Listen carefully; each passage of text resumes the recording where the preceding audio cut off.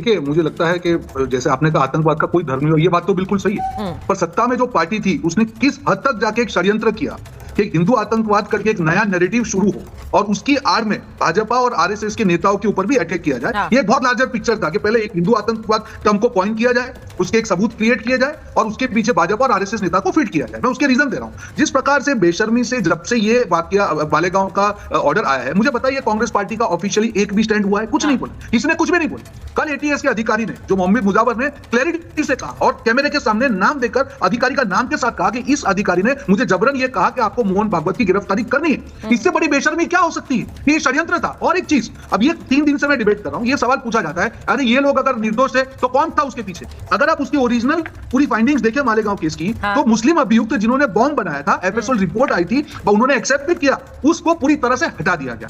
समझौता एक्सप्रेस में नागौरी करके जो आतंकवादी था, उसकी टीम के साथ उसने स्वीकार किया कि भाई हाँ भाई मैंने ये काम किया है, उसको भी बाइज्जत बरी कर दिया गया। उसके बाद में हैदराबाद में जो ब्लास्ट हुआ, 100 लोगों को छोड़ दिया गया। तो ये सोची समझी शादी है। मैं हिंदू मुसलमान में नहीं जाऊंगा। यहाँ पे कांग्रेस पार्टी की जो तुष्टीकरण की राजनीति थी, वो कितने हद तक पनप चुकी थी कि कुछ भी करके जो जिम्मेदार है उसको हटा के कहीं ना कहीं हिंदू आतंकवाद शब्द को लाके बीजेपी के नेताओं को फ्रेम करके एक नैरेटिव बनाया जाए कि देखिए अगर मुसलमान जो लोग हैं अगर उनके नाम आतंकवाद में आते हैं तो देखिए हिंदू भी आतंकवादी है। तो ये मैंने आपको समराइज करके रख दिया। और इसका एग्जांपल 26/11 कसाब पकड़ा गया, पूरी उसको फांसी हुई, ट्रायल हुआ, वहां पे भी आपने देखा होगा। आज मैंने ये शुरुआत में वही तस्वीर दिखाई रोहन जी, आरएसएस की बिल्कुल।